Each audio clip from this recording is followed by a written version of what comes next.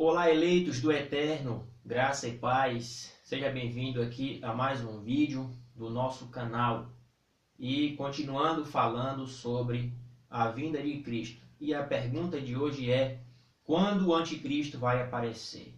A grande maioria dos crentes acredita que o anticristo só aparece depois do arrebatamento da igreja. Ou seja, creem que Cristo arrebata a igreja de modo secreto e invisível. E depois do arrebatamento da igreja, então surge o anticristo para governar. Mas e a Bíblia? O que é que a Bíblia diz? O que ela fala do aparecimento do anticristo?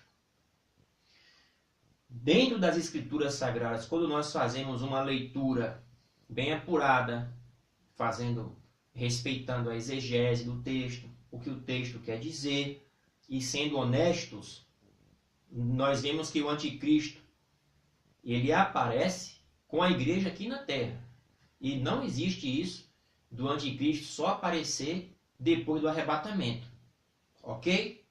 A vinda de Cristo, conforme Apocalipse 19, versículo 11 em diante, ela acontece no final do governo do anticristo, ou antimessias, como alguns preferem falar.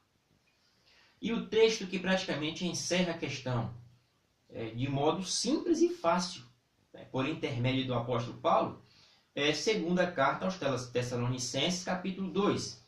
Vamos ler o que diz o texto aqui. O versículo 1 fala assim: Ora, irmãos, rogamo-vos pela vinda de nosso Senhor Jesus Cristo e pela nossa reunião com Ele. Ou seja, Paulo está falando aqui de vinda de Cristo, nossa reunião com Ele. Do que é que Paulo está falando? Arrebatamento. Vinda de Cristo, nossa reunião com Ele.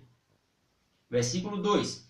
Que não vos movais facilmente, quer por entendimento, quer por espírito, quer por palavra, quer por epístola, como se o dia de Cristo já estivesse perto. Ou seja, algumas pessoas imaginavam que estava bem perto, o dia de Cristo. E Paulo disse que não estava. E por que Paulo disse que não estava? Ele vai responder no versículo posterior, que é o 3. Ele diz assim: Ninguém de maneira nenhuma vos engane, porque não será assim, sem que antes venha a apostasia, e se manifeste o homem do pecado e o filho da perdição. Então Paulo está dizendo aqui que esse arrebatamento da igreja não acontece, a vinda gloriosa, nossa reunião com Ele, não acontece antes que se manifeste o homem do pecado, o filho da perdição, o qual se levanta contra tudo que se chama Deus ou se adora, de sorte que se assentará no templo de Deus, querendo parecer Deus. Então, o texto de Tessalonicenses encerra a questão. A vinda de Cristo, ela só acontece depois do governo do anticristo, no seu final. E alguns até argumentam dizendo que Cristo não permitirá que o anticristo maltrate a sua igreja, que a persiga e que até mate aqueles que não irão receber o sinal da besta. Mas será que a Bíblia diz isso?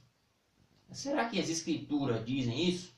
Vamos ler aqui em Apocalipse capítulo 13 e o versículo de número 7, que nos diz assim: E foi-lhes permitido fazer guerra aos santos e vencê-los. Agora veja, se foi permitido ao anticristo fazer guerra aos santos e vencê-los, de que santos é que o texto está falando aqui?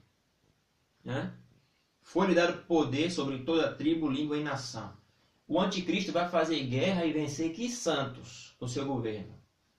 Quando a Bíblia se refere a santos, em todas as cartas de Paulo, também nas demais cartas neotestamentárias, refere-se a crentes salvos, eleitos, escolhidos. Então, o anticristo vai fazer perseguição, sim, à igreja aqui na terra.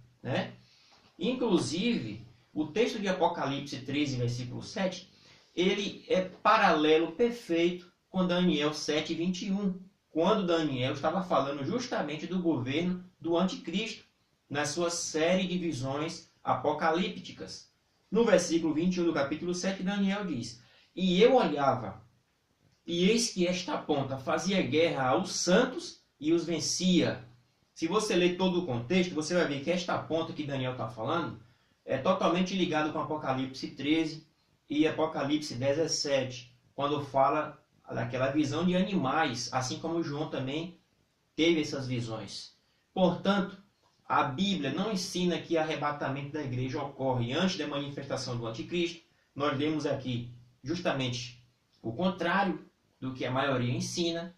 Portanto, o anticristo ele vai governar com a igreja aqui na terra e ele será destruído no retorno glorioso de Cristo, que, consequentemente, trará arrebatamento, ressurreição e juízo final. Isso nós lemos em Mateus 24, versículo 30 e 31 também, onde o Senhor diz que aparecerá no céu o sinal do Filho do Homem, e todas as tribos da terra se lamentarão, e verão o Filho do Homem vindo nas nuvens do céu com poder e grande glória. E ele enviará os seus anjos com rijo clamor de trombeta, os quais ajuntarão seus escolhidos desde os quatro ventos, e cada extremidade do céu. Portanto, a vinda de Cristo e arrebatamento será visível, audível, para todos verem. Ok?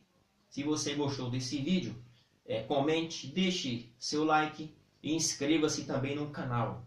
Um grande abraço e até o próximo vídeo.